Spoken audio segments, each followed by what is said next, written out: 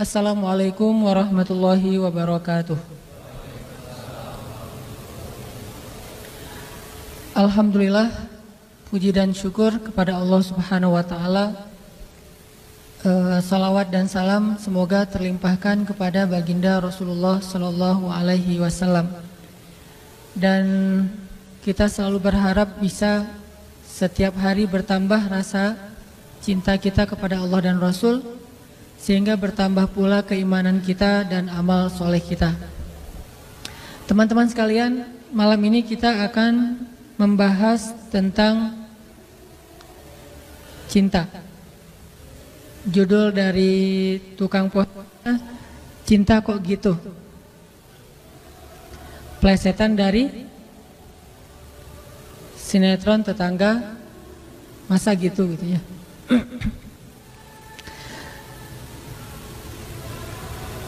Pernah ngerasa kapok nggak dengan cinta? Ini pertanyaannya nggak keren. Pernah merasa kapok karena cinta? Nggak pernah? Pernah jatuh cinta? Jatuh cinta atau jatuh hati? Tertarik dengan hati atau tertarik dengan hawa nafsu? Susah ngebedain mah. Tertariknya karena hati atau tertariknya karena hawa nafsu? Bedanya apa? Kalau tertarik karena hawa nafsu, biasanya suka naik turunnya, fluktuatifnya itu akan sangat signifikan. Contoh, kalau nyenengin kita ekspresif, kita bahagia, kita. Tapi kalau lagi nyebelin, itu bisa juga buat kita nggak punya daya tahan. Kalau tertarik karena hati, pengennya selalu ngebahagiain, memberikan, melakukan sesuatu yang baik. Itu kalau tertarik karena hati. Kalau tertarik karena hawa nafsu, selalu mikirin apa yang udah diberikan buat saya. Kalau tertarik karena hati, selalu mikirin apa yang saya harus berikan kepada dia. Tapi itu bukan itu yang akan kita bahas. Itu mah udah basi ya, udah banyak yang bahas lah. Pakar-pakar cinta mah banyak di Indonesia. Baik yang nulis lirik-lirik lagu, yang buat puisi, yang bikin film, yang bikin buku, itu mah pakar-pakar cinta mah udah banyak. Walaupun banyak juga yang pakar cinta gagal dalam urusan cinta. Saya kepengen bahas malam ini tentang satu bentuk cinta yang makin bertambah cinta itu makin tough. Makin bertambah rasa cinta itu kita makin kuat kesabarannya. Makin bertambah rasa cinta itu kita makin jujur dan tulus dalam berbuat kebaikan. Makin bertambah rasa cinta itu kita makin bermanfaat buat orang banyak. Makin bertambah rasa cinta itu kita makin berani berkorban. Makin bertambah rasa cinta itu kita semakin khusyuk dalam sholatnya. Pernah nggak ngerasain gara-gara cinta sholat nggak khusyuk? Pernah nggak? Gara-gara lagi mikirin tentang seorang laki-laki atau tentang seorang perempuan, sholat jadi nggak khusyuk. Pernah nggak yang di bawah sini nih, yang di lantai 1, gara-gara mikirin laki-laki jadi nggak khusyuk sholat? Pernah? Bahaya kalau pernah. Pernah nggak gara-gara mikirin cewek, ada satu sosok wanita yang kita banget, terus jadi nggak khusyuk sholat? Malu-malu? Kalau saya sih pernah, malah sering. Gara-gara mikirin perasaan kepada seorang cewek, jadi nggak nyaman sholatnya nih. Gara-gara habis ngelihat foto cewek, jadi nggak nyaman sholatnya. Saya mah sering banget kayak gitu. Dan cewek itu adalah istri saya sendiri. Kan enak ya, nggak perlu malu-malu. Makanya nikah. Gara-gara lagi ada masalah sama cewek yang kita sayangin, sholatnya nggak khusyuk. Malah agak-agak terkesan tell me gitu. Pas orang ngomong kita ya, tapi kita nggak konsen, lagi mikirin yang lain. Kenapa makin besar rasa cinta kita kepada seseorang itu kalau terganggu sedikit, buat kita nggak khusyuk di dalam sholat. Bahkan semakin besar dan menggebu-gebunya perasaan kita kepada seseorang yang belum halal, malah buat kita nggak khusyuk dalam sholat. Saya nggak percaya kalau ada orang yang bilang sejak ketemu dia saya jadi lebih khusyuk dalam sholat, bisa tahajud. Ini namanya talbis. Tahu talbis? Talbis itu kalau dalam bahasa kita tipu daya iblis. Dia bikin cinta yang terkesan syariat. Mana cinta yang terkesan syariat?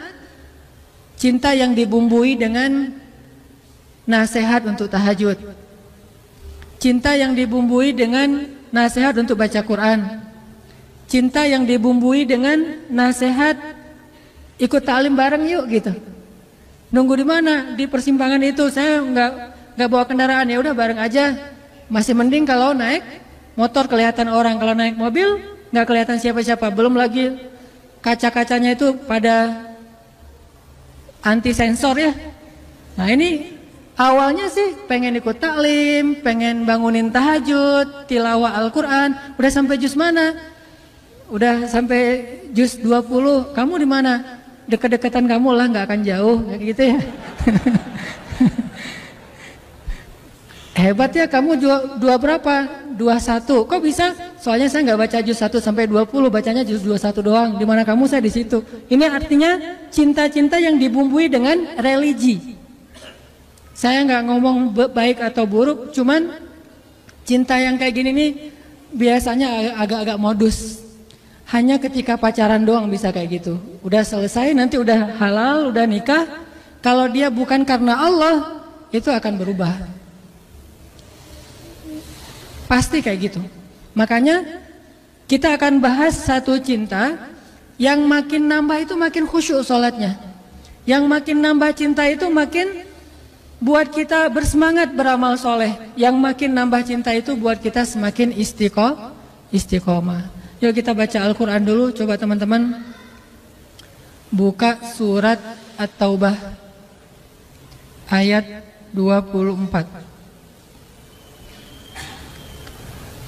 Surat At-Taubah ayat 24.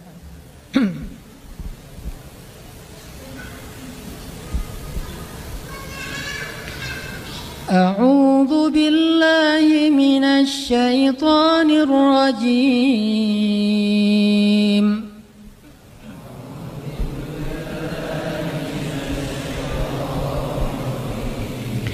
Qul in kana aba'ukum wa abna'ukum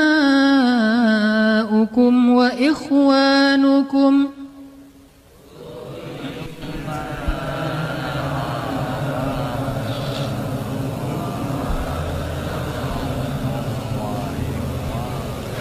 وإخوانكم وأزواجكم وعشيرتكم وأموال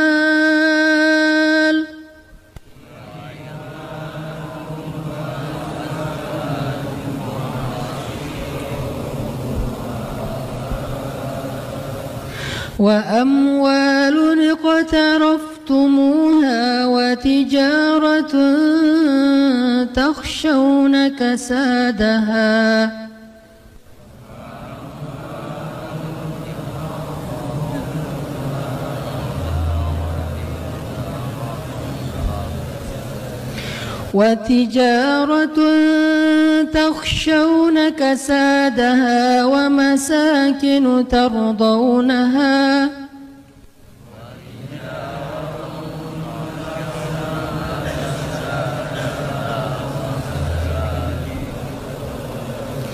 ومساكن ترضونها أحب إليكم من الله ورسوله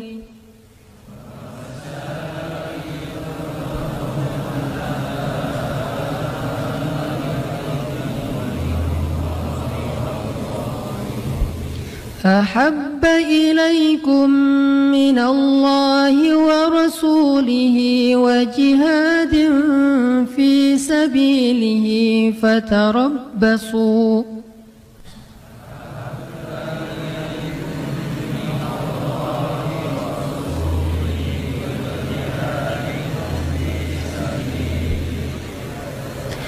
فتربصوا حتى يأتي الله بأمره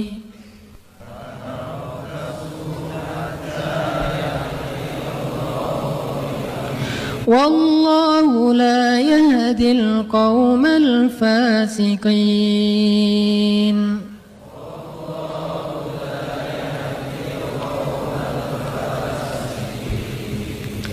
Katakanlah, jika ayah-ayah, anak-anak, saudara-saudara, istri-istri, serta keluargamu, harta kekayaan yang kamu usahakan, perniagaan yang kamu khawatirkan kerugiannya, dan tempat tinggal yang kamu sukai, lebih kamu cintai daripada Allah dan Rasul-Nya, dan dari berjihad di jalan Allah, maka tunggulah sampai Allah mendatangkan keputusannya kepadamu. Dan Allah tidak memberi petunjuk kepada orang-orang yang berbuat kefasikan.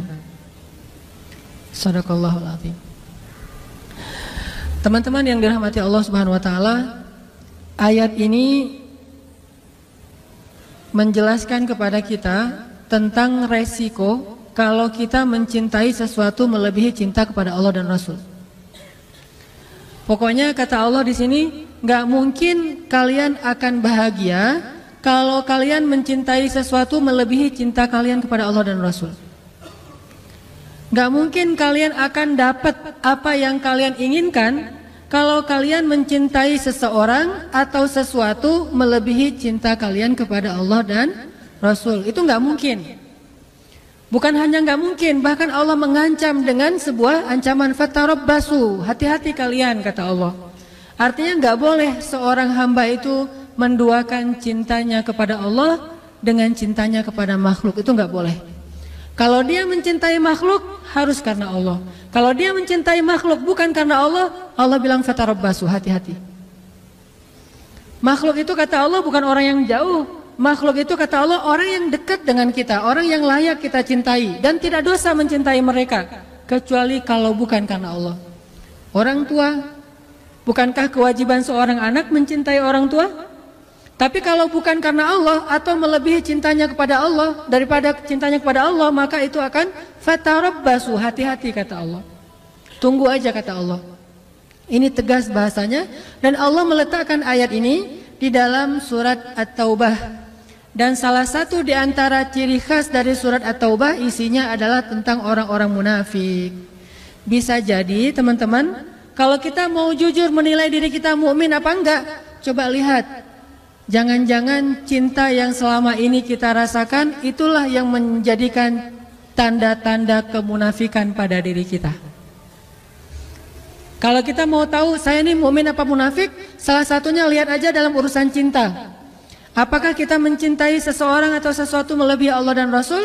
Atau sama pun nggak boleh, apalagi melebihi. Kalau itu ternyata ada di dalam hati kita dan nggak bisa dibuat-buat, dan kita nggak mungkin membohongi diri kita sendiri, berarti kita termasuk orang yang diancam di dalam surat Baro'ah, surat Munafikun. Kalau surat Al-Munafikun itu pendek, ini ada surat Munafikun lebih panjang daripada Al-Munafikun, yaitu surat At-Taubah, isinya tentang orang munafik. Dan Allah bilang nggak mungkin bahagia orang yang mencintai seseorang atau sesuatu melebihi cintanya kepada Allah dan Rasul. Kalau kita mencintai ayah dan ibu kita, harus karena Allah dan Rasul. Maksud karena Allah dan Rasul itu apa?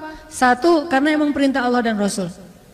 Kalau perintah Allah untuk tidak mencintainya, maka kita tidak mencintainya. Memang Allah pernah menyuruh hambanya untuk membenci orang tua? Atau membenci keluarganya? Membenci pasangannya? Membenci anaknya? Pernah di dalam perang Badar. Perang Badar itu bisa dibilang perang saudara yang sebenarnya. Seorang ayah berperang dengan anaknya.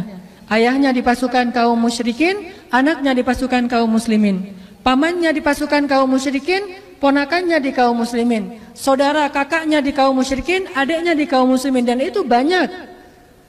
Salah satu yang terkenal adalah Abdullah bin Suhail. Ayahnya di barisan orang-orang Abu Jahal, anaknya di barisan Rasulullah SAW. Sehingga banyak yang terjadi adalah seorang ayah membunuh anaknya atau anaknya membunuh ayahnya. Dalam kondisi seperti itu Allah menyuruh membuang rasa cinta kepada keluarga, karena cinta kepada Allah lebih berharga daripada cinta kepada siapapun. Siapa mereka yang memusuhi kaum muslimin, yang menzolimi kaum muslimin, yang memfitnah kaum muslimin, yang memerangi kaum muslimin? Tetapi jika mereka hanya berbeda agama, tidak memerangi kaum muslimin, maka Allah menyuruh kita berbakti kepada mereka walaupun mereka beda pemahaman dan ideologi dengan kita. Ini namanya cinta karena Allah. Jangan mentang-mentang orang tua kita sama muslim sih, cuma mungkin beda pemahaman agama. Yang satu agamanya setelah belajar di taklim, yang satu lagi dulu belajarnya dan lebih banyak campuran budaya. Terus akhirnya kita jadi nggak mencintai lagi orang tua kita, banyak menghujat, banyak mendebat. Itu bukan karena Allah, walaupun alasannya agama, tapi itu bukan karena Allah. Allah tetap menyuruh kita untuk wala taqul lahuma uffin. Allah tetap menyuruh kita untuk wa ashiruhunna bil ma'ruf, berbuat baik kepada istri kita, kepada anak kita, walaupun mereka mungkin belum menjadi orang yang taat. Karena itu beda lagi urusannya. Makanya cinta karena Allah itu pertama cinta karena perintah Allah. Siapa yang harus dicintai, siapa yang tidak perlu dicintai. Siapa yang kalau kita mencintainya berpahala, siapa yang kalau kita mencintainya malah berdosa. Ini cinta karena Allah. Bagaimana kalau kita mencintai idola-idola yang sebetulnya ketika kita mencintainya justru membuat hati kita terganggu, khusyuk kita jadi berkurang. Mencintai seseorang yang kemudian kita tiru perilakunya yang tidak baik, berarti bukan karena Allah. Cewek-cewek misalnya ikut konser seorang penyanyi yang keren, terkenal, lagi ngetop, udah gitu seksi lagi, suaranya bagus, suaranya tuh berat banget, kalau lagi main gitar tuh keren banget. Pas kita nonton konsernya histeris. Jangankan itu, histeris terhadap mayit suami aja dilarang ya. Boleh histeris terhadap mayit suami? Suaminya meninggal terus dia histeris, teriak-teriak, namanya kan meratapi mayit. Itu nggak boleh, termasuk dosa besar. Apalagi histeris terhadap manggungnya orang yang bukan siapa-siapa bagi kita. Itu lebih nggak boleh lagi. Nah ini cinta ini pasti bukan karena Allah. Dan kalau ini yang ada di dalam hati kita, pasti nggak akan pernah bahagia. Udah nggak berpahala, nggak ngebahagiain, nggak nambah amal soleh. Terus gimana terhadap yang kayak gitu-gitu mah? Biasa aja, nggak usah pakai perasaan. Flat. Kalau mau menikmati hiburan pun nikmatin aja, tapi nggak usah baper, nggak usah sampai nangis habis-habisan di bandara gara-gara nungguin Justin Bieber datang. Pas datang ternyata dia ngambil jalur lain, dia nangis-nangis. Sudah seharian saya itikaf di bandara nggak ketemu. Yang laki-laki juga kayak gitu. Artinya itu udah baper, udah mulai pakai perasaan, dan perasaan itu pasti akan mengganggu kekhusyuan kita dalam ibadah kepada Allah. Nggak akan bahagia kalau kayak gitu. Yang terjadi sekarang banyak kaum muslimin cintanya bukan lagi karena Allah. Dia tidak mencintai orang tuanya, padahal Allah menyuruh dia mencintai orang tuanya. Dia tidak lagi mencintai ulama, ngefans sama ulama, padahal Allah menyuruh dia mencintai ulama. Wa kunu ma'as shadiqin, kata Allah, dan tetaplah kamu, jadilah kamu, bersamalah kamu dengan orang-orang yang salih. Dia tidak lagi menjadikan para sahabat sebagai idolanya. Ini bukan karena cinta karena Allah. Ini pasti cinta karena hawa nafsu atau talbisul iblis, godaan setan. Makanya coba kita revolusi cinta kita. Revolusi cinta. Dari cinta yang karena hawa nafsu, karena hiburan, karena keren menurut kita, menjadi cinta karena Allah. Tapi tetap bisa menikmati hiburan, kekerenan, segala macam yang sifatnya masih mubah, silakan dinikmati. Tetapi jangan pakai perasaan, karena itu berbahaya. Sekedar hiburan aja, karena Allah juga nggak ngelarang kita berhibur. Dalam istilah hukumah ada yang wajib, ada yang sunnah, ada yang mubah, ada yang makruh, ada yang haram, kan gitu ya. Maka sebagian besar hiburan itu adalah yang mubah. Mubah itu artinya nggak dilarang, nggak disuruh. Secara pahala nggak berpahala, nggak berdosa, biasa-biasa aja gitu. Nggak nambah pahala, nggak nambah dosa. Kayak kita misalnya lagi nyanyi, nyanyinya masih lagu-lagu yang biasa dan kita nyanyi sendiri, apalagi gitu ya. Nyanyi sendiri atau dengar musik sesuatu yang masih wajar, bukan musik-musik yang dilarang. Ini nggak nambah pahala, nggak nambah dosa. Atau jalan-jalan nambah pahala? Kalau jalan-jalannya murni karena pengen menikmati hari libur, pengen menikmati alam, pengen senang-senang dengan keluarga, teman, ini nggak nambah pahala, nggak nambah dosa, namanya mubah. Maka tidak masalah kita tetap menikmati hiburan, tetapi jangan libatkan perasaan cinta, karena hati itu adalah wadah yang kosong. Dan dia hanya bisa diisi dengan satu hal. Kalau sudah penuh dengan satu hal, nggak akan bisa diisi lagi dengan hal yang lain. Kalau sudah penuh dengan cinta yang bukan karena Allah, maka keluarlah cinta karena Allah. Biarkan dia kosong dulu, nanti diisi dengan cinta kepada Allah dan cinta karena Allah. Mencintai orang tua, mencintai ulama, mencintai orang soleh, mencintai orang-orang yang mencintai Allah dan mencintai amal-amal yang membuat kita dicinta oleh Allah Subhanahu wa taala. Ini cinta yang coba kita revolusi, kita bangun dalam hati kita. Dan kalau udah dapat, insya Allah beramal soleh itu akan ringan banget. Nanti kita dengarkan kisah-kisah inspirasinya. Mencintai Rasulullah SAW, mencintai para sahabat. Para sahabat itu jangan cuma, oh ya hebat mereka mah soleh. Oh iya mereka mah orang-orang luar biasa. Tapi kita nggak sampai cinta gitu, nggak sampai kebawa perasaan tentang para sahabat, itu berarti belum. Apalagi kepada Rasul. Kalau lagi ngomongin sahabat itu harusnya tuh kayak ngomongin seseorang yang kita kagumin banget. Kita jadi semangat gitu, berarti orangnya mencintai sahabat. Saya kalau lagi diajak ngomong tentang, sebutlah, mungkin nggak bisa mencintai semua sahabat secara sama, pasti berbeda-beda. Ada yang paling kita ngefans banget. Saya pribadi paling ngefans tuh sama Umar bin Khattab. Sisi apanya? Bukan sisi kerasnya, tapi sisi kecerdasan dan jeniusnya Umar bin Khattab. Banyaknya ijtihad Umar bin Khattab di masa kekhalifahannya. Banyaknya inovasi-inovasi dalam pemerintahannya. Saya cinta banget sama Umar dalam urusan kecerdasannya.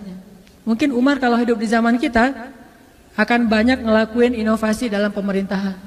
Akan banyak melahirkan produk-produk fikih yang mungkin bagi sebagian orang dianggap mengada-ngada nih, nggak ada di zaman Rasul. Memang nggak ada, terus kenapa kata Umar? Bukankah ini baik? Dan saya yakin kalau Rasulullah masih hidup pasti Rasulullah akan setuju. Karena ini baik. Ini yang saya ngefans banget sama Umar.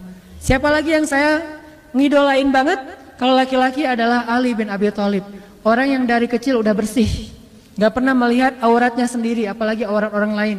Dalam peperangan hampir membunuh musuh, tapi gara-gara musuh kesobek celananya sehingga kelihatan auratnya cuma paha doang, Ali jadi berpaling muka dan tidak jadi membunuh musuhnya. Kenapa? Menjaga pandangan. Ini ngefans banget, walaupun saya belum bisa ngejaga pandangan seperti Ali.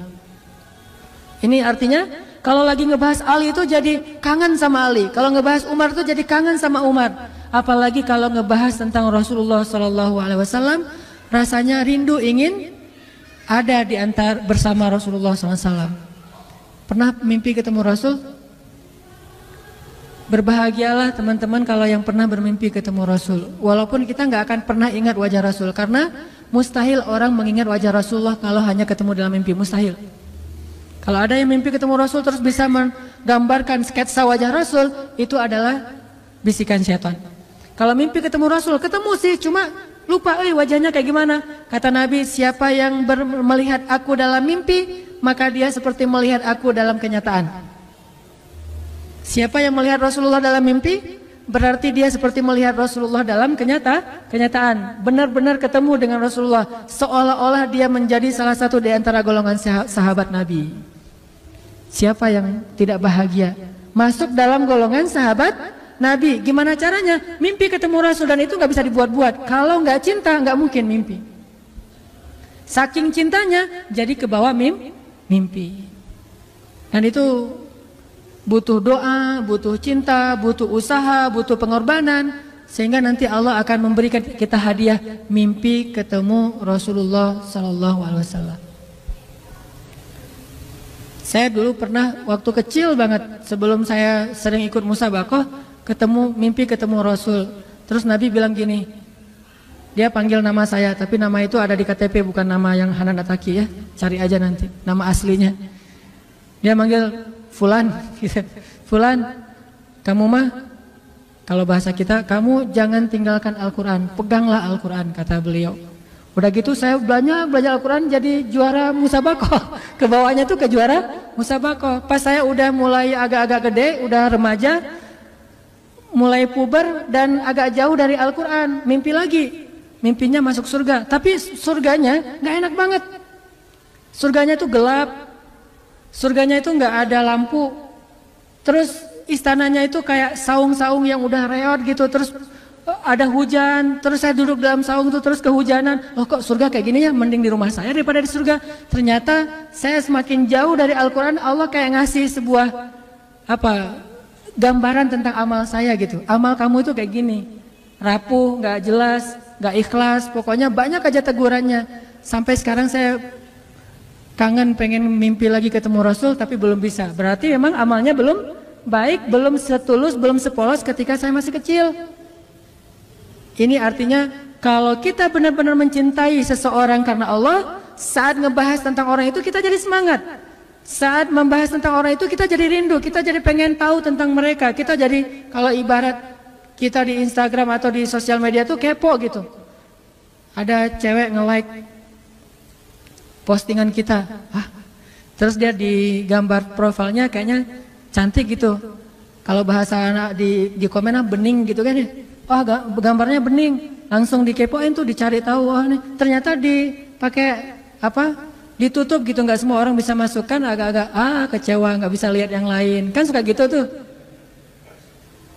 Terus ada lagi yang lihat lagi kalau yang cowoknya keren nih, kayaknya janggutnya dipelintir ala Van Kyle gitu ya, kumisnya dipelintir gitu kayak kumis My Stupid Boss.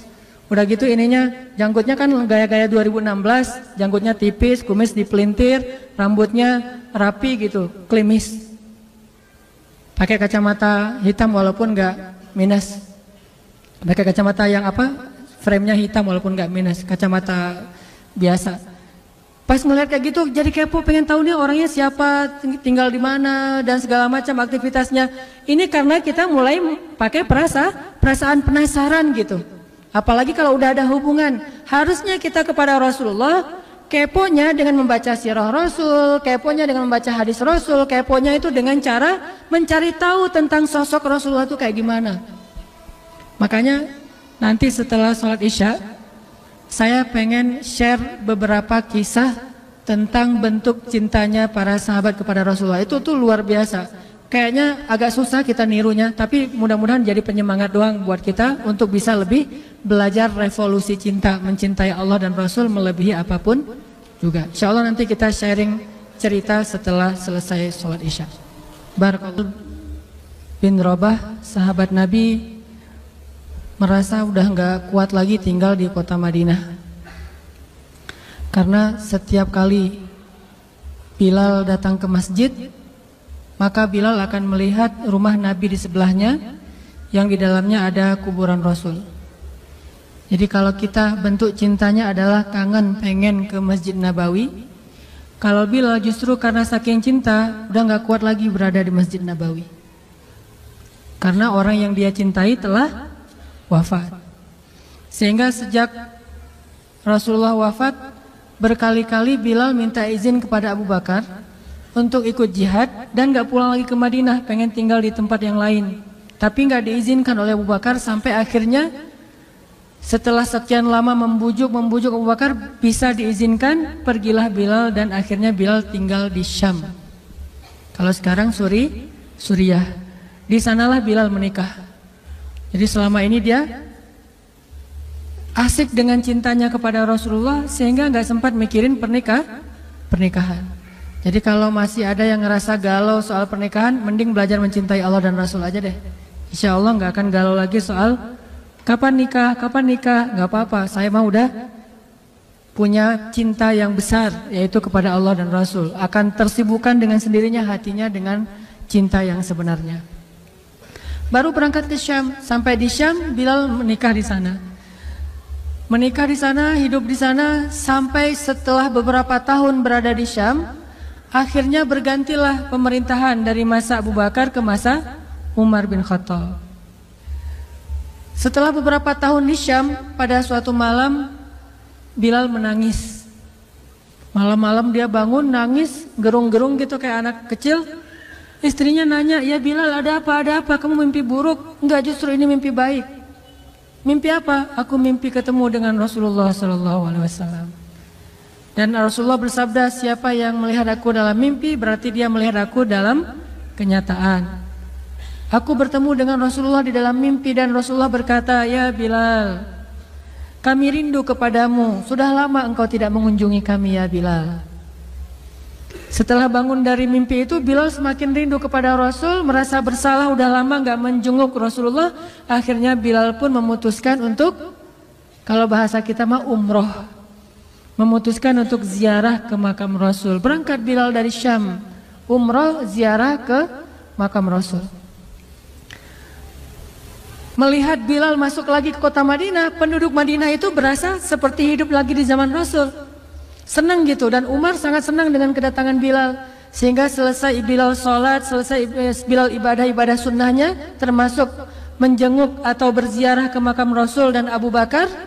Kemudian Umar berkata kepada Bilal, "Ya Bilal, sudah lama kami tidak mendengar suara azan darimu. Tolong kumandangkan sekali lagi azan seperti engkau mengumandangkannya di masa Rasul. Kami rindu ingin merasakan suasana di zaman Rasul." Benar Bilal, kata para sahabat yang lain yang ada di situ. Umar, kemudian Abdurrahman, beberapa orang sahabat, "Ya Bilal, azan, kami ingin mendengar suaramu seperti dulu kami mendengarnya di masa Rasul." Kata Bilal, "Saya tidak akan kuat." Kata mereka, Coba dulu kamu usahakan karena kami ingin sekali mendengarnya. Saya tidak akan kuat. Cobalah wahai Bilal demi kami supaya kami bisa semangat lagi dalam beramal soleh mengikuti perjuangan Rasulullah. Akhirnya karena udah dipaksa terus, Bilal pun mengumandangkan azan. Allahu Akbar, Allahu Akbar. Kota Madinah kaget mendengar suara Bilal. Orang-orang yang ada di rumah semuanya mengatakan, "Apakah Rasulullah sudah bangkit kembali? Apakah Rasulullah sudah bangkit kembali?" Mereka semuanya kaget dan bahagia, seolah-olah Rasulullah sudah bangkit dari kematiannya. Seperti Isa seolah-olah diturunkan kembali setelah dia diangkat ke langit. Satu kota Madinah tuh kaget bahagia gitu. Kayak seorang ibu yang kehilangan anaknya tiba-tiba mendengar suara anaknya dari jarak dekat dan ingin dipeluk segera anaknya itu. Saking rindunya mereka kepada Rasulullah. Allahu Akbar, Allahu Akbar. Pasar yang tadinya ramai tiba-tiba sepi mendengar suara Bilal yang masih sayup-sayup. Asyhadu an la ilaha illallah. Semuanya berlari keluar dari tempat-tempat kerja mereka, dari pasarnya, dari rumahnya. Semuanya berlari ke masjid, ingin memastikan apakah Rasulullah sudah dibangkitkan kembali. Bahagia semuanya. Apakah Rasulullah sudah dibangkitkan? Apakah Rasulullah sudah hidup lagi? Semuanya bertanya dengan pertanyaan yang sama. Asyhadu an la ilaha illallah. Semuanya semangat datang ke masjid, ngumpul, ramai banget. Kemudian ketika Bilal mengatakan, Asyhadu anna Muhammadar Rasulullah. Asyhadu anna. Gak sanggup lagi Bilal, berhenti di situ. Kemudian Bilal menangis dengan suara nangis yang luar biasa kerasnya. Lalu satu masjid menangis, lalu satu kota Madinah menangis. Sehingga para ulama mengatakan, tidak pernah kota Madinah menangis sedahsyat mereka menangis hari itu kecuali ketika Rasulullah wafat. Cuma 2 kali menangisnya kota Madinah paling dahsyat. 1 hari ketika Rasulullah wafat, kedua hari ketika Bilal kembali mengumandangkan azan dan mengucapkan asyhadu anna Muhammadar Rasulullah. Semuanya menangis. Semuanya merasa kehilangan Rasulullah. Semuanya merasa bahwa mereka ingin kembali di zaman ketika Rasulullah masih hidup. Lalu mereka bertanya setelah semuanya selesai menangis, "Ya Bilal, kenapa kamu tadi menangis?" Kata Bilal, "Dulu biasanya kalau saya selesai mengumandangkan azan, saya akan datang ke hujrahnya Rasul. Hujrah Rasulullah itu kamarnya Rasul, rumah kecilnya Rasul. Selesai azan saya akan datang ke rumahnya Rasulullah dan memanggil, ya Rasulullah, as-salah, as-salah. Rasulullah nggak keluar sampai mendengar suara Bilal memanggil beliau secara khusus. Udah selesai azan, Bilal manggil Rasul, ya Rasulullah, as-salah, as-salah. Baru Rasulullah keluar dengan wajah berseri-seri. Sekarang bagaimana saya akan memanggil Rasulullah sedangkan Rasulullah sudah bersama kekasihnya yaitu Allah Subhanahu wa taala. Menangis lagi satu masjid, satu kota Madinah. Pokoknya hari itu adalah hari berkabung sekota Madinah. Hari menangisnya kota Madinah, saking rindunya mereka kepada Rasulullah. Bagaimana dengan kita ketika mendengar suara azan dan muazin mengucapkan nama Rasulullah sallallahu alaihi wasallam? Di situ kelihatan apakah kita mencintai Rasulullah lebih dari apapun juga setelah Allah Subhanahu wa taala. Kalau tidak, fatarabbasu, hati-hati. Kalau tidak, fatarabbasu, tunggu aja. Na'udzubillah min dzalik, berarti masih ada kemunafikan dalam hati kita. Bagaimana kita, apakah hati kita merasa gemetar, bergetar ketika kita mendengar suara seseorang mengatakan Muhammad sallallahu alaihi wasallam, Rasulullah sallallahu alaihi wasallam? Apakah hati kita bergetar seperti bergetarnya hati seorang kekasih ketika mendengar suara kekasihnya, nama kekasihnya disebutkan?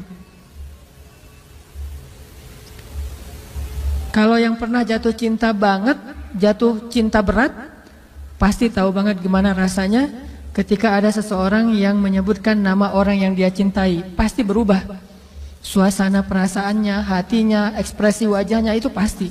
Kalau yang pernah merasakan cinta berat. Kalau yang belum pernah, ya tanya aja ke yang udah pernah. Itu pasti tuh. Namanya misalnya ditulis di mana? Saya pernah ya, pas saya lagi umroh, di hotel itu ada satu gate, nama gate-nya itu nama istri saya. Langsung saya fotoin, cekrek. Langsung saya send ke istri saya, ini nama kamu ada di gate yang masuk ke masjid. Namanya ada di gate salah satu hotel di Mekah. Pas saya baca itu kayak ada beda gitu dengan membaca gate-gate yang lain. Walaupun ada gate Abdul Aziz, King Fahad atau apa segala macam. Ini ada satu gate bukan di masjid sih. Kalau di masjid keren banget istri saya. Di hotel gitu, gate-nya itu menuju ke masjid, nama istri saya. Nama panggilan sayang saya kepada istri saya. Itu beda hasilnya, beda rasanya. Bagaimana ketika nama Rasulullah Sallallahu Alaihi Wasallam disebutkan? Apakah kita mencintai nama itu? Muhammad. Sehingga kita ingin memberikan nama itu kepada anak kita. Atau kita senang dipanggil Muhammad. Orang Arab kalau nggak tahu namanya pasti memanggilnya Muhammad, gitu kan? Bukan, saya bukan Muhammad, saya Hanan. Enggak, saya Muhammad. Nama saya Hanan, tapi saya cinta dengan Muhammad. Atau mereka manggilnya ya Abdullah. Kalau dipanggil oleh orang Arab Abdullah ya, jangan bilang saya bukan Abdullah. Abdullah, enggak, saya bukan Abdullah. Terus kita hamba siapa kalau bukan hamba Allah kan ya? Abdullah itu panggilan universal, semua manusia itu Abdullah. Dan secara akhlak kita harusnya senang dipanggil Muhammad, orang yang terpuji akhlaknya. Muhammad, alhamdulillah, mudah-mudahan sesuai dengan nama yang diberikan kepada saya. Walaupun nama aslinya bukan itu. Abdullah, ya saya Abdullah, nama saya Hanan gitu. Bukan saya bukan Abdullah, terus saya siapa? Kan nggak mungkin kan? Semua kita adalah Abdullah. Begitulah cintanya Bilal, cintanya para sahabat kepada Rasulullah, rindu kepada Rasulullah SAW. Terus bagaimana cara kita sekarang mencintai Rasul sementara Rasulullah sudah nggak ada? Apakah hanya dengan menangis ketika mendengar namanya disebutkan dalam lantunan azan? Ada cara lain. Cara kita mencintai Rasulullah setelah Rasulullah tidak ada adalah mencintai para pewaris-pewaris Rasul. Al-ulama warasatul anbiya. Pewaris Rasulullah itu adalah para pembawa risalah, dakwah, dan para ulama. Ulamaul ummah, ulamanya umat kaum muslimin. Saya bukan ulama, saya hanya dai biasa. Dan saya sangat merasa berat jika dipanggil ulama karena nggak pantas banget. Nanti kalau teman-teman mau tahu siapa ulama, saya akan berikan rekomendasi, cintai dia. Dialah pewaris Rasul. Belajar mencintainya seperti sahabat mencintai Rasul. Belajar kangen bertemu dengannya seperti sahabat kangen bertemu dengan Rasul. Belajar dekat dengannya seperti sahabat dekat dengan Rasulullah. Itu bentuk cinta kita kepada Rasulullah kalau kita tidak lagi sezaman dengan Rasulullah. Mencintai pewaris-pewaris Rasul, para ulama. Cari para ulama itu dengan ciri-ciri yang diberikan oleh Rasulullah. Ciri ulama itu apa aja? Lalu cari orang yang memiliki ciri-ciri itu, cintai dia, kangen sama dia. Itulah bentuk cinta kita kepada Rasulullah SAW. Ini kisah Bilal. Ada lagi kisah yang lain. Kisah seorang sahabat kecil. Dulu pernah saya ceritakan sebelum ada pemuda hijrah. Yang waktu itu pesertanya masih sekitar 30 orang. Yaitu Abdullah bin Zubair. Abdullah bin Zubair itu orang yang kalau sholat saking khusyuk dan tidak pernah bergerak, merpati itu hinggap di atas kepalanya. Jadi hinggap, dianggap itu batang kayu, sehingga merpati hinggap di atas kepala Abdullah bin Zubair. Itu nggak kebayang deh pokoknya. Kalau ada yang pernah kayak gitu itu luar biasa. Berarti solehnya itu udah setingkat Abdullah bin Zubair. Saya yakin belum ada di sini yang pernah sholat dihinggapi merpati. Tapi kalau sholat di EOI merpati mungkin. Saya pernah di Jeddah tuh, lagi jalan, kena pas di wajah lagi, pertanda sial kata teman saya. Kita paling-paling ya gitu doang. Kalaupun ada hewan lewat di depan kita, tapi sampai nyaman berada di atas pundak atau kepala kita, burung-burung kan, burung itu liar tuh. Artinya nggak mudah untuk bisa merasa nyaman di atas sesuatu. Kalau sampai merasa nyaman di atas kepalanya Abdullah, itu kebayang nggak tuh gimana sholat khusyuk yang luar biasa. Setelah selesai sholat, orang bilang, ya Abdullah, gimana caranya sholat yang sampai burung merasa nyaman hinggap di atas kepalamu? Malah Abdullah tanya, mana burung yang mana? Saking khusyuknya nggak ngerasa burung di atas kepalanya. Kalau kita, saya makan punya zikir khusus gitu. Udah mulai ada pengkultusan. Atau kalau kita nyamuk aja, banyak nyamuk tadi ya, sholat di sini mah nyamuk di kaki dia, kurang nggak ada autan, sofel apa segala macam. Kita nyamuk lewat aja sadar banget menghilangkan khusyuk. Abdullah merpati hinggap di atas kepalanya, ditanya gimana caranya, dia bilang merpati yang mana, nggak sadar tuh ada merpati. Saking khusyuknya. Abdullah bin Zubair, dia adalah anak pertama yang lahir di kota Madinah dari orang muhajirin. Anak pertama dari orang muhajirin yang lahir di kota Madinah. Artinya tahun pertama hijrah dia lahir. Berarti Rasulullah wafat usianya berapa? Ketika Rasulullah wafat, usia Abdullah berarti berapa? 10 tahun. Anak kecil kan? Baru kelas 4 SD, 10 tahun. Nah, ada adegan anak di bawah 10 tahun. Berarti ini adegan ini sebelum Rasulullah wafat. Berarti kurang dari 10 tahun tapi udah punya cinta yang besar kepada Rasulullah. Berbahagialah kalau kita punya anak yang cinta kepada Allah, cinta kepada Rasul, cinta kepada orang-orang soleh. Ini udah punya percikan-percikan kesolehannya Abdullah bin Zubair. Dan harus punya anak kayak gini.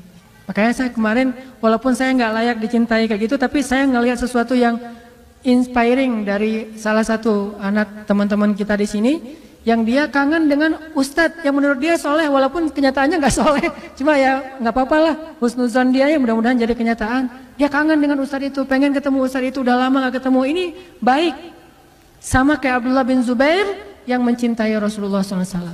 Pasti usianya masih di bawah 10 tahun, karena Rasulullah wafat dia 10 tahun. Gimana bentuk cintanya? Suatu saat Rasulullah sedang bekam, ngeluarin darah. Ketika darahnya udah keluar, Rasulullah bilang ke Abdullah, tolong buang darah ini ke tempat yang nggak ada yang lihat, nggak ada yang tahu. Oh ya siap ya Rasulullah. Sami'na wa ata'na, ambil darah itu, dia pergi lama, datang senyum. Kata Rasulullah, kamu buang di mana ya Abdullah? Saya buang ke tempat yang tidak ada yang tahu kecuali saya dan Allah dan saya. Hah? Di mana itu ya Abdullah? Rasulullah curiga, terus Rasulullah tanya, ya Abdullah, kamu telan darahnya, kamu minum? Iya ya Rasulullah. Diminum sama dia coba. Darah Rasul diminum sama anak usia di bawah 10 tahun. Kenapa ya Abdullah? Ya Rasulullah, saya tidak rela setetes darahmu ini dinikmati oleh makhluk yang lain. Saya lebih pengen menikmatinya daripada yang lain. Daripada saya buang dinikmati sama semut segala macam, mending saya ya Rasulullah, karena saya mencintaimu ya Rasulullah. Coba lihat ekspresi anak kecil di zaman Rasul.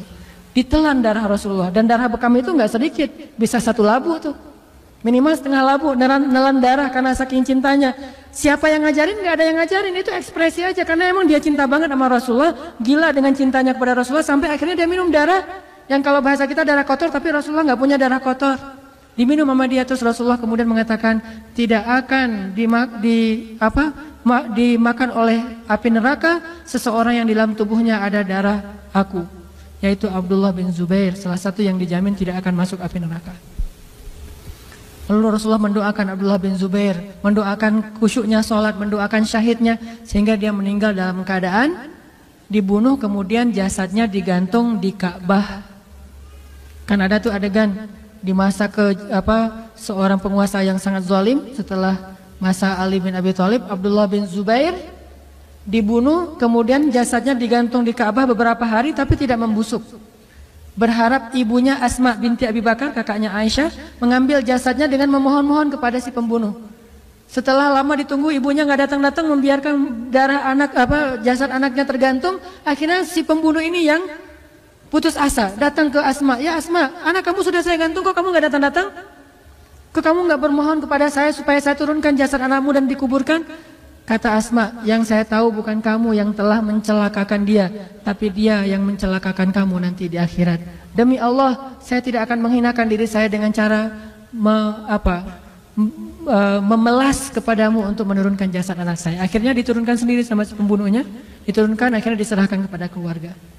Abdullah bin Zubair, anak kecil, apa yang telah dia dapatkan dari Rasulullah SAW? Ilmu apa sehingga dia mencintai Rasulullah lebih daripada apapun? Bahkan dia rela meminum darah Rasulullah. Kemudian ada Abdullah yang lain, namanya Abdullah bin Umar, anaknya Umar bin Khattab, sniper, ulama pula, banyak ilmu dan jago nembak, jarang meleset. Abdullah bin Umar pernah ketika suatu hari dalam jamuan makan bersama Rasulullah, biasanya yang di sebelah kanan Rasulullah itu Abu Bakar, kemudian Umar, kemudian orang-orang yang seniornya para sahabat. Kali ini di sebelah kanannya Rasulullah itu langsung duduk Abdullah bin Umar. Langsung dia masuk ke tengah-tengah sahabat, langsung duduk sebelah Rasulullah, nggak mau diganggu. Udah gini di samping Rasulullah. Kemudian para sahabat heran, Abdullah kenapa kayak gitu? Anak-anak yang lain pada main, dia mah duduk di sebelah Rasulullah. Kemudian Rasulullah tersenyum, ya Abdullah, maukah kamu memberikan tempat ini kepada yang lebih tua? Kata Abdullah, tidak ya Rasulullah. Ke yang lain dia mau, ke Abdullah, tidak ya Rasulullah. Saking cintanya kepada Rasulullah, tidak ya Rasulullah. Kenapa ya Abdullah? Saya tidak rela makanan pertama yang engkau sentuh akan disentuh oleh orang lain sebelum saya. Saya ingin makanan yang disentuh oleh Rasulullah, roti yang disobek oleh Rasulullah, maka bekas sobekan Rasulullah, kalau perlu bekas minumnya Rasulullah dari gelas itu ingin diminum oleh Abdullah bin Umar. Kayak gitu ekspresi cintanya Abdullah kepada Rasulullah. Coba. Kenapa? Karena mereka tahu tidak ada yang lebih layak dicintai setelah Allah daripada Rasulullah. Ini yang kita coba belajar. Tidak ada yang lebih layak kita habis-habisan dalam urusan perasaan dan cinta kecuali Allah dan Rasulullah. Kemudian yang lain itu pun karena Allah dan Rasul. Sampai Nabi mengatakan, tidaklah beriman seseorang di antara kalian sampai dia mencintai aku melebihi cintanya terhadap dirinya sendiri. Umar datang, ya Rasulullah, aku mencintaimu seperti aku mencintai diri sendiri. Itu kan udah keren tuh. Kata Rasulullah, nggak cukup ya Umar. Terus bagaimana? Katakan aku mencintaimu melebihi cintaku kepada diriku sendiri. Ada yang kayak gitu? Banyak. Sahabat rata-rata kayak gitu. Makanya jangan gampang menghujat para sahabat. Kita dibandingkan mereka mah nggak ada apa-apanya. Cuma kita sedikit tahu cerita tentang mereka. Kalau kita tahu cerita yang banyak tentang mereka, kita akan sadar bahwa kita cuma debu dibandingkan kesolehan mereka. Salah satu yang cintanya luar biasa kepada Rasulullah itu adalah seorang ibu yang tidak disebutkan namanya dalam cerita ini. Ketika Rasulullah SAW pulang dari perang, dia bertanya, bagaimana dengan Rasulullah? Apakah Rasulullah selamat? Terus orang-orang mengatakan, ya ibu, ayahmu meninggal dalam peperangan ini, syahid. Dia bilang, bagaimana dengan Rasulullah? Ya ibu, kakakmu meninggal dalam perang ini. Kata dia, bagaimana dengan Rasulullah? Dia nggak peduli. Ayahnya meninggal, kakaknya meninggal. Bagaimana dengan Rasulullah? Cuma kalau kita punya ibu kayak gini agak-agak nelangsa juga ya. Saya mah saya mah nggak ada apa-apanya gitu. Suami yang punya istri kayak gini, gimana dengan Rasulullah? Saya lagi luka nih, Rasulullah gimana? Aduh, gimana perasaan kita? Berarti kita belum mencintai dia karena Rasul. Masih cemburu kepada Rasul, kan nggak boleh cemburu kepada Rasul atau ya? Dia mah ditanya, ayahmu meninggal, Rasulullah gimana? Kakakmu meninggal, Rasulullah gimana? Anakmu meninggal, 3, ayahnya, kakaknya, anaknya meninggal dalam perang itu. Dia tanya Rasulullah gimana? Kemudian mereka mengatakan Rasulullah baik-baik saja dan tidak terluka. Perlu dia mengatakan selama Rasulullah baik-baik saja, musibah saya itu tidak masalah. Selama Rasulullah baik-baik saja, musibah-musibah itu ringan bagi saya. Coba, ini bukan kata-kata orang yang tega sama keluarganya, bukan. Ekspresi betapa dia mencintai Rasul lebih dari apapun juga. Makanya sahabat kalau ketemu Rasul sering bilang, bi abi anta wa ummi ya Rasulullah. Saya lebih mencintai engkau daripada ayah dan ibu saya ya Rasulullah. Bahasa Arabnya, bi abi anta wa ummi ya Rasulullah. Saya lebih mencintai engkau daripada ayah dan ibu saya ya Rasulullah. Ada lagi seorang perempuan disebutin namanya Ummu Umarah atau Ummu Imarah. Ummu Umarah ini salah satu prajurit Islam perempuan yang paling banyak berperang bersama Rasulullah, orang Ansar, bukan orang Muhajirin. Jadi kalau ada yang bilang perempuan gak boleh jadi aktivis, berarti dia gak pernah baca cerita Ummu Umarah. Itu bukan aktivis lagi, udah jadi prajurit. Kalau perempuan gak boleh jadi militer, berarti dia gak baca cerita Ummu Umarah. Perempuan jadi polwan, Ummu Umarah, tapi jangan polwan yang itu, polwan yang Ummu Umarah lah pokoknya ya, yang menjaga keamanan, bukan merusak keamanan hati para pria. Oke, tadi cerita apa? Ummu Umarah. Ada yang bilang nggak boleh perempuan jadi aktivis, perempuan mah di rumah aja. Siapa bilang nggak boleh? Kalau dia bisa menjaga batasan-batasan sebagai seorang muslimah, maka kenapa tidak? Sekedar jadi aktivis doang, berperang aja boleh, apalagi aktivis. Emangnya kalau berperang kita boleh milih, saya mah yang bukan muhrim nggak mau, bisa gitu? Berperangnya cari yang muhrim aja, yang dekat-dekatan. Terus kalau ketemu dengan musuh, kamu kan bukan muhrim saya, nggak usah dekat-dekatan, nggak bisa kan ya? Namanya perang bukan cuma bersentuhan dengan musuh, dengan kulit dengan kulit, bahkan bajunya bisa sobek, jilbabnya bisa kesingkap, namanya orang berperang. Ummu Imarah kena saya sabetan pedang di lehernya, kira-kira sobek nggak tuh? Orang lehernya sampai sobek, gimana dengan jilbabnya? Pasti sobek, kelihatan nggak auratnya? Kelihatan, tapi kok masih dibolehin? Namanya perjuangan. Apalagi aktivis yang nggak, insya Allah nggak akan sampai sobek bajunya. Sekedar mungkin lebih banyak berinteraksi dengan laki-laki, selama masih bisa menjaga diri nggak masalah. Tapi kalau dia mulai muncul fitnah, bahasanya rapat dakwah, rapat aktivis, tetapi ternyata justru jadi ajang untuk gitu-gituan, maka jangan. Nah, Ummu Umarah seorang mujahidah yang paling pemberani. Julukannya apa? Hamraul Asad. Hamraul Asad itu artinya singa merah. Kenapa disebut singa merah? Singa karena dia pemberani, merah karena dia berdarah-darah demi membela Allah dan Rasul. Dalam perang Uhud, ketika kaum muslimin dalam keadaan terpukul mundur, dalam keadaan kacau balau, Rasulullah tinggal sendiri, tidak ada yang melindungi, dan Allah merekam itu di dalam Al-Quran. Ketika kalian pergi dan meninggalkan Rasul di belakang sendiri, siapa yang balik arah dan membela Rasulullah waktu itu? Salah satunya di antara sedikit orang yang balik lagi untuk melindungi Rasulullah adalah Ummu Umarah. Melindunginya gimana? Dia nggak punya pedang karena pedangnya udah jatuh. Dia lari bersama semua pasukan yang jumlahnya 700 orang, udah lari, pedang udah jatuh, tombak udah jatuh. Mereka secara spontan lari semuanya naik ke atas bukit. Tiba-tiba Ummu Umarah ingat, Rasulullah gimana? Rasulullah gimana? Lihat ke belakang, Rasulullah tinggal sendiri di antara musuh. Langsung balik lagi, nggak mikirin tentang apakah dia siap apa enggak dengan senjatanya. Balik. Ketika musuh menebas Rasulullah, dia tahan pakai badannya. Dia nggak punya senjata untuk nahan pedang musuh, sehingga ketika musuh mau menebas Rasulullah, daripada Rasulullah yang kena tebasan pedang dan nanti bisa membahayakan nyawa Rasul, dia tahan dengan badannya. Dia langsung pasang badan, kena badannya. Setiap kali kena badannya, dia ngelihat Rasulullah tidak apa-apa, dia bahagia. Kemudian dilempar tombak oleh musuh, dia tahan lagi dengan badannya, sehingga di tubuhnya ada lebih dari 20 luka bekas tombak, panah, dan sayatan pedang demi menjaga dan melindungi Rasulullah. Gimana kira-kira? Kena pedang itu kan beda dengan cuma kegores sama pisau ya. Itu pedang beneran, pedang yang diasah, pedang baja. Jadi jangan dibayangin gitu doang. Ngerasain sendiri deh.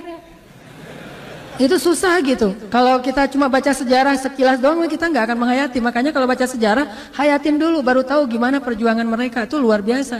Kalau kena peluru meninggal oke. Kalau kena pedang kan nggak meninggal, tanggung kan ya.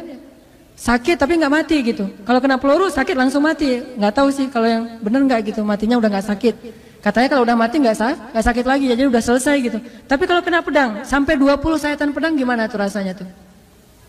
Sobek seluruh tubuhnya, termasuk yang paling parah itu bagian lehernya. Dia tahan lehernya. Mungkin kalau kita pertama banget, pas Rasulullah mau kena, kita tahan, oke lah karena belum tahu rasanya gitu ya. Wah saya tahan deh pakai tubuh saya deh. Oh ternyata sakit, oh nggak jadi deh. Kan bisa aja gitu.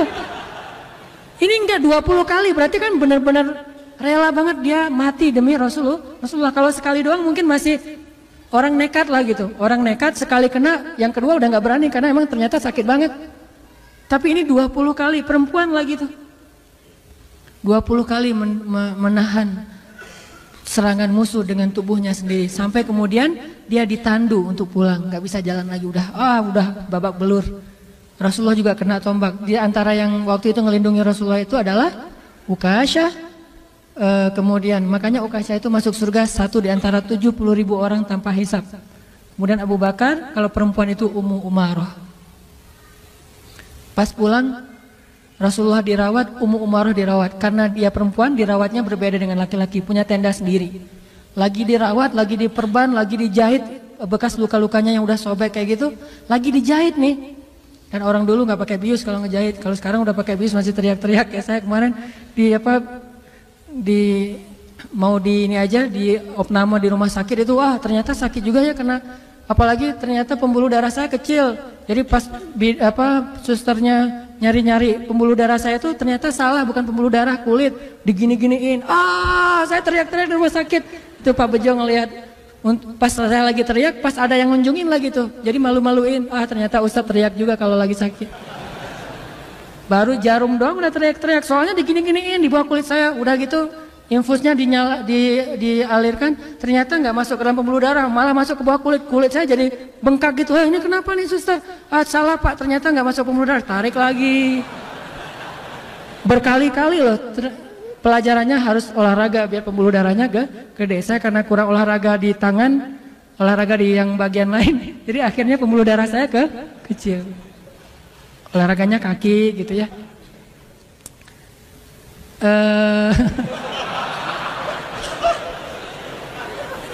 Astagfirullahaladzim. Terbawa suasana.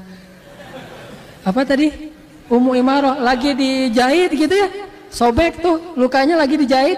Maka Rasulullah bertanya bagaimana keadaan Ummu Umarah. Rasulullah khawatir dengan nasib Ummu Umarah. Akhirnya Rasulullah datang ke tendanya Ummu Umarah dan bertanya, "Assalamualaikum." Kan di luar tenda tuh. Jangan mentang-mentang merasa saya mah Rasul nggak akan kegoda, main masuk aja enggak. Rasulullah aja yang Rasul nahan. Assalamualaikum. Waalaikumsalam. Man, kata Ummu Umarah, siapa? Rasulullah. Langsung Ummu Umarah berdiri coba.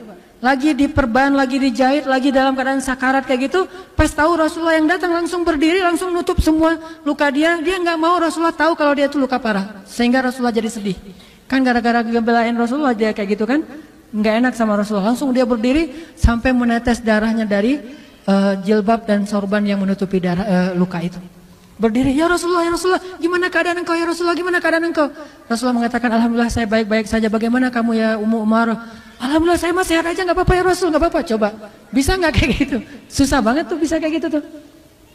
Kalau kita pasti ya Rasulullah, udah lihat kan gimana pengorbanan saya. Pantas sih ngomong kayak gitu, cuma Ummu Umarah nggak mau ngomong kayak gitu. Ya Rasulullah nggak apa-apa, benar-benar nggak mau sama sekali memberatkan Rasulullah baik fisiknya ataupun perasaannya. Kemudian Rasulullah bertanya, ya Ummu Umarah, apa yang kamu harapkan dari semua pengorbanan ini? Kemudian Ummu Umarah baru mengatakan, ya Rasulullah, cuma satu yang saya harapkan, doakanlah saya agar saya menjadi tetanggamu di dalam surga. Selalu kayak gitu. Doakan saya agar menjadi tetanggamu di dalam surga. Kalau kita, ya Allah saya udah tahajud, mana nih kok usaha saya nggak beres-beres nih. Belum tahajudnya, belum istiqomah, baru beberapa hari udah ngomongnya kalau minta, boleh minta, pasti mintanya usaha, jodoh, ya gitu-gitu aja tuh. Coba kalau kita, di zaman kita itu ada Rasulullah. Terus kita tahu Rasulullah itu doanya mustajabah, kira-kira yang akan kita minta apa? Gak usah jauh-jauh. Jawabannya ada di dalam doa kita. Yang paling sering kita doain itu apa? Ya itu yang kita minta. Rata-rata doa-doa kita, gak kita sih, saya aja. Doa-doa saya tuh rata-rata ya tentang dunia. Masalah keluarga, masalah pekerjaan, masalah harta, masalah bahagia, masalah-masalah dunia aja. Ujung-ujungnya akhirnya cuma Rabbana atina fid dunya hasanah.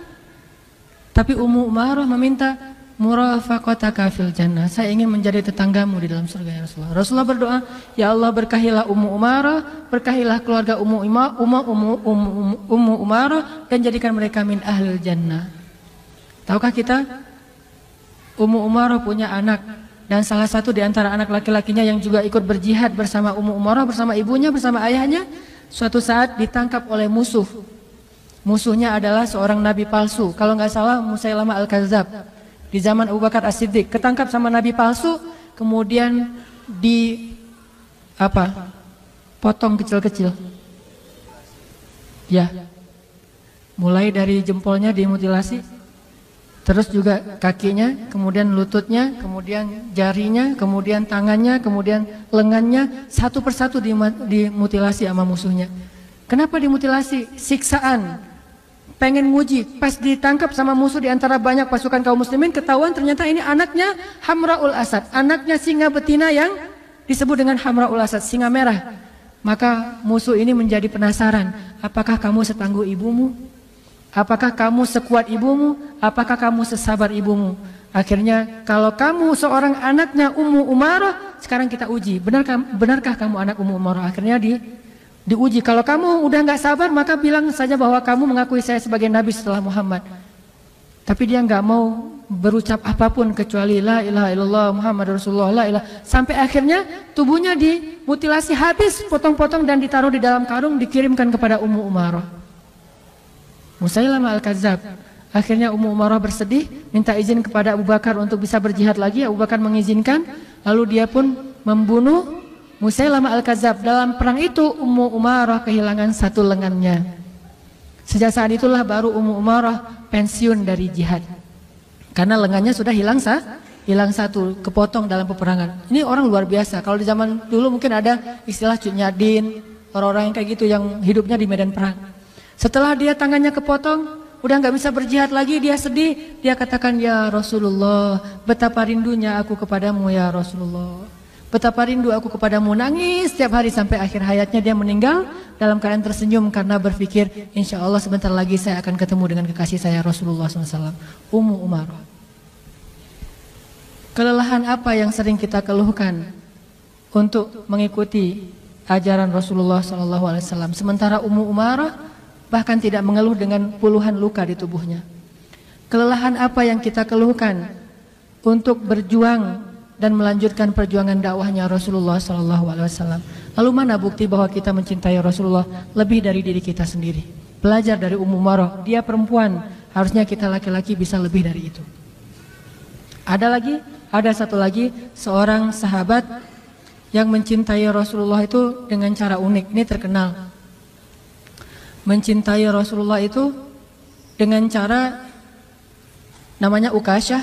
Ketika Rasulullah sakit keras, Rasulullah bertanya, siapa di antara kalian yang pernah saya sakiti, pernah saya zolimi, pernah saya cela, sekarang balas. Saya nggak mau meninggal dalam keadaan masih punya hutang. Ukasyah berdiri, ya Rasulullah, saya pernah engkau pecut. Ketika engkau ingin memecut kendaraanmu, nggak sengaja mungkin kena di punggung saya Rasulullah. Oh ya udah ya Ukasyah, ambil hakmu sekarang, pecut saya Ukasyah. Lalu Rasulullah memerintahkan kepada sahabat mengambil alat untuk memecut. Udah gitu dihadirkan di hadapan Rasulullah, Ukasyah mengambilnya, kemudian Ukasyah mengatakan, ya Rasulullah, waktu itu saya tidak pakai baju. Para sahabat biasa nggak pakai baju, soalnya mereka miskin-miskin. Maka saya memohon sekarang Rasulullah juga nggak pakai baju. Padahal Rasulullah lagi panas tinggi tuh, dalam keadaan sakit keras sebelum beliau wafat. Para sahabat udah sebel banget sama Ukasyah, kok bisa-bisanya nih orang dijamin surga tapi ngomongnya gini gitu.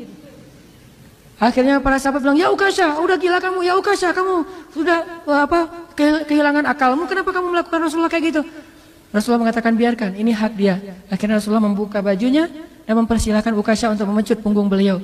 Ketika Rasulullah membuka bajunya, Ukasyah kemudian melemparkan pecutannya, kemudian memeluk punggung Rasulullah, Kemudian dia mengatakan, ya Rasulullah, tidak ada niat saya untuk membalas apapun. Saya hanya ingin sebelum engkau kembali kepada Allah, saya ingin menyentuh kulitmu yang mulia. Kata Rasulullah, siapapun yang menyentuh kulitku ini, maka haram kulitnya dari api neraka.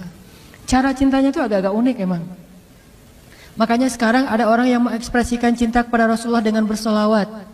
Ada yang mengekspresikan cinta kepada Rasulullah dengan berjuang dalam dakwah. Ada yang mengekspresikan cinta kepada Rasulullah itu dengan ihya sunnah, menghidupkan sunnah Nabi. Ada yang mengekspresikan cintanya kepada Rasulullah itu dengan membuat syair-syair tentang Rasulullah. Dan para sahabat pun membuat syair tentang Rasulullah, walaupun bukan itu saja ekspresi cinta mereka. Katakanlah mungkin kalau di Arab itu ada lagu Laukana bainanal habib ladanal qasi wal qarib. Seandainya kekasih itu ada di antara kita, pasti semuanya akan nyaman. Kalau di Indonesia ada lagu Rindu kami padamu ya Rasul, itu ekspresi cinta. Ada yang mengekspresikannya dengan syair-syair yang tidak dinyanyikan tetapi dibacakan. Ada yang mengekspresikannya dengan memperingati Maulid Rasulullah. Ini semuanya ekspresi cinta dan tidak ada batas dalam mengekspresikan cinta, asal tidak melanggar agama Allah Subhanahu wa taala. Bukankah para sahabat mengekspresikan cintanya tidak diajarkan oleh Rasulullah? Apakah Ukasyah disebut bid'ah dengan cara mengekspresikan cintanya dengan memeluk tubuh Rasulullah? Ya Ukasyah ini bid'ah, saya nggak pernah ngajarin. Nggak pernah Rasulullah bilang kayak gitu. Namanya orang mengekspresikan cintanya kan ya.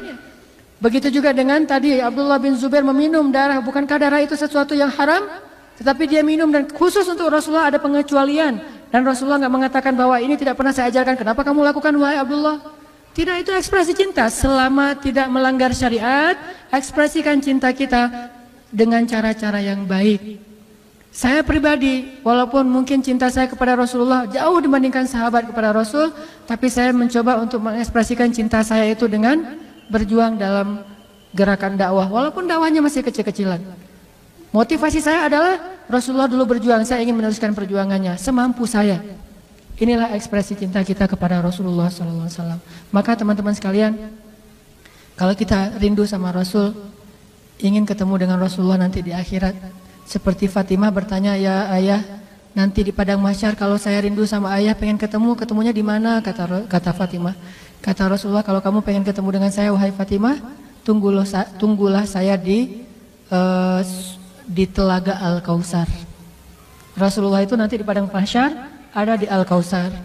Kalau di Sirat ada di awal Sirat. Kalau nabi yang lain itu ada di akhir Sirat. Bedanya Rasul dengan Nabi yang lain yang jumlahnya ribuan, Nabi-Nabi yang lain itu melintasi sirat dulu, terus nunggu umatnya di ujung sirat. Sambil mengatakan Allahumma salim salim, Allahumma salim salim. Ya Allah selamatkan umat kami, selamatkan umat kami. Mereka ada di ujung sirat, tapi Rasulullah tidak di ujung sirat, beliau ada di awal sirat. Setiap umatnya datang, maka beliau akan membantu. Siapa yang dibolehkan oleh Allah untuk dibantu, maka akan beliau bantu dengan syafaat yang Allah izinkan. Nanti di surga Rasulullah ada di Firdaus, di padang mahsyar Rasulullah ada di Kautsar, di Sirat beliau ada di awal titian Sirat, dan surga beliau ada di Firdaus. Makanya kalau berdoa kata Rasul, berdoalah dapat Firdaus yang puncak, Firdaus al-A'la. Kenapa? Disitulah singgasana Rasulullah SAW. Kalau kita ingin bertetanggaan dengan Rasulullah, maka belajarlah mencintai beliau dan ekspresikan cinta kita dengan cara yang baik, dengan cara yang diajarkan oleh Rasulullah atau yang diajarkan di dalam syariat Islam kita.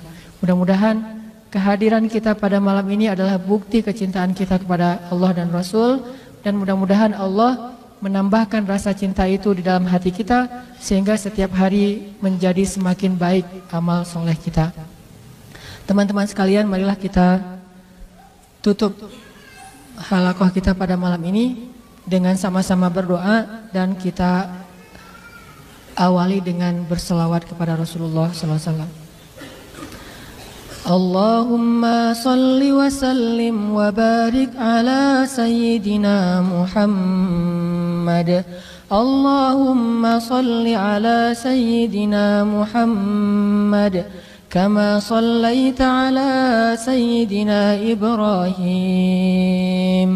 وبارك على سيدنا محمد كما باركت على سيدنا إبراهيم اللهم صل على سيدنا محمد اللهم صل على سيدنا محمد اللهم صل على سيدنا محمد صلى الله عليه وسلم صلى الله عليه وسلم صلى الله عليه وسلم اللهم اغفر لنا ولوالدينا ولإخواننا الذين سبقونا بالإيمان اللهم اغفر لنا ذنوبنا وإسرافنا في أمرنا يا غفار اللهم حبب إلينا الإيمان وزينه في قلوبنا وكره إلينا الكفر والفسوق والعصيان واجعلنا من الراشدين يا مجيب السائلين يا أرحم الراحمين يا ربنا يا ربنا يا إلهنا قصدناك يا كريم ربنا ما أرحمك ربنا ما أرحمك ربنا ما أكرمك ربنا ما أجودك يا الله يا رب السماوات والأرض يا ربنا يا غفار يا غفور اغفر لنا يا غفار اغفر لنا يا غفار اغفر لنا ذنوبنا يا غفور وإن لم تغفر لنا وترحمنا لنكونن من الخاسرين فإن لم تغفر لنا فمن يغفر الذنوب إلا أنت يا الله يا الله يا الله يا الله يا الله يا الله يا الله يا الله أجب دعانا يا الله أجب دعانا يا الله وتقبل منا يا الله قصدناك يا كريم قصدناك يا رحيم قصدناك يا شكور قصدناك يا رب العالمين يا الله إلهنا ya Rabbana, hanya kepada Engkau kami memohon segala permintaan ya Allah. Kami sadar tidak ada gunanya kami meminta kepada selain Engkau ya Allah. Meskipun mereka mencintai kami, tetapi mereka tidak memiliki segala sesuatu seperti yang Engkau miliki ya Allah. Semua kami ini fakir di hadapan-Mu ya Allah, dan Engkau maha kaya ya Allah. Kami ini lemah di hadapan-Mu dan Engkau maha perkasa ya Allah. Kami hina dina di hadapan-Mu dan Engkau maha mulia ya Allah. Kami rendah di hadapan-Mu dan Engkau maha tinggi ya Allah. Kami hanya hamba di hadapan-Mu dan Engkau penguasa alam semesta ya Allah. Ya Rabbana, Sepenuhnya kami adalah milik-Mu ya Allah. Diri kami dan hati kami adalah milik-Mu ya Allah. Hidup kami adalah milik-Mu ya Allah. Sesungguhnya kami semua adalah milik-Mu ya Allah. Dunia dan akhirat adalah milik-Mu ya Allah. Hidup dan mati adalah milik-Mu ya Allah. Dan kami tidak akan kembali kecuali kepada-Mu ya Allah. Dalam keadaan baik atau dalam keadaan buruk ya Allah, pasti semua akan kembali kepada-Mu ya Allah. Inna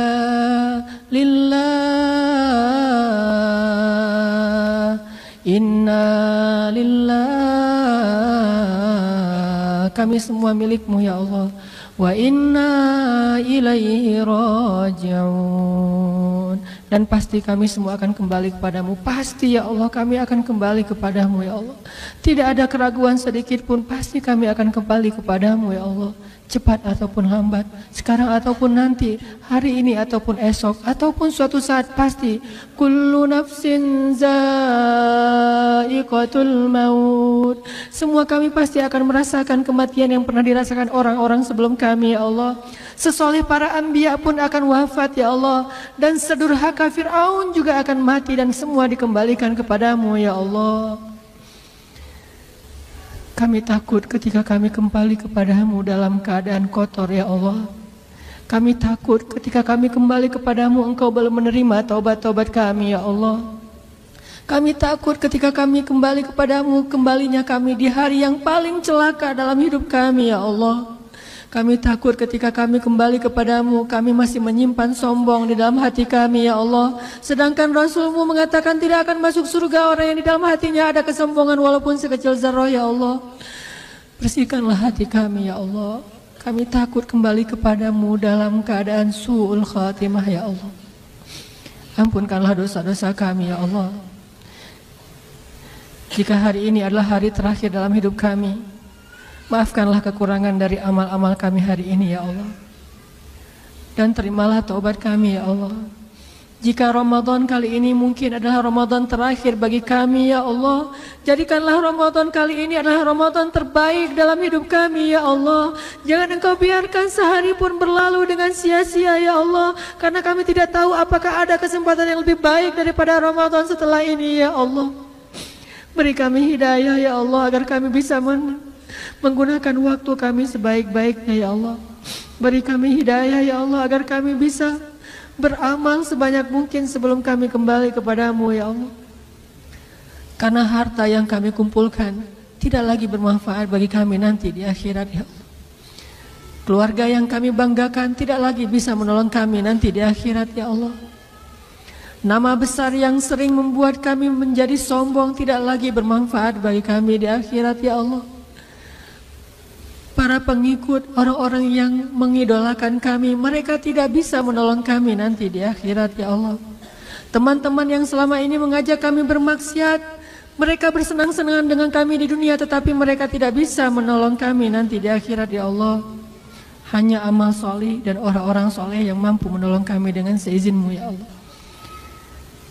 Jadikan hati kami cinta kepada keimanan dan amal soleh, dan jadikanlah rasa cinta itu indah di dalam hati kami ya Allah. Ya Allah, maafkanlah kami jika kami pernah durhaka kepada orang tua kami ya Allah, dan itu sering kami lakukan ya Allah. Maafkanlah kami jika hati kami masih berat untuk memaafkan kesalahan orang tua kami, padahal kesalahan kami jauh lebih banyak daripada kesalahan mereka kepada kami ya Allah.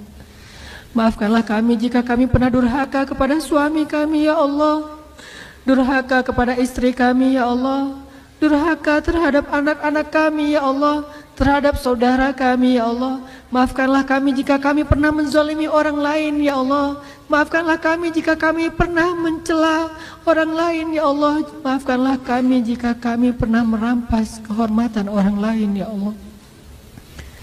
Astaghfirullah, astaghfirullah, astaghfirullah, astaghfirullah, astaghfirullah, Rabbal baraya,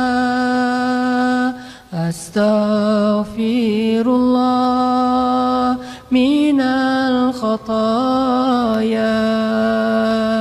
Ampunkanlah ya Allah dosa-dosa hamba ya Allah. Apalah guna hidup hamba ya Allah jika mati dalam keadaan pendosa ya Allah. Apa guna harta hamba ya Allah jika mati tidak punya amal ya Allah. Apa guna pengikut hamba ya Allah setelah mati kami sendiri di dalam kubur ya Allah. Apa guna kesombongan dan kebanggaan ya Allah jika mati kami tidak membawa apa-apa ya Allah. Apa guna dunia dan seisinya ya Allah jika kekekalan hanya ada di akhirat ya Allah. Sadarkanlah hati kami ya Allah. Jangan biarkan kami tertipu oleh dunia ya Allah. Jangan biarkan kami silau dengan fata morgana ya Allah. Jangan biarkan hidup kami sia-sia ya Allah. Jangan biarkan waktu kami sia-sia ya Allah. Lindungilah hamba-Mu ya Allah. Kami berserah diri kepadamu ya Allah. La haula wa la quwata illa billah. La haula wa la quwata illa billah. La haula wa la quwata illa billah. Ya Allah, sampaikanlah salam rindu kami kepada Rasulullah. Sampaikanlah salam rindu kami kepada keluarga Rasulullah. Sampaikanlah salam rindu kami kepada para sahabat, khususnya kepada Bilal bin Rabah.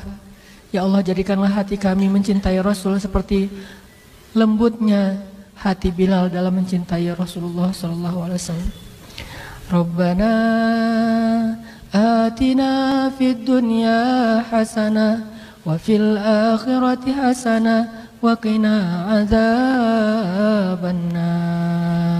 Subhanakallahumma wa bihamdika asyhadu an la ilaha illa anta astaghfiruka wa atubu ilaik.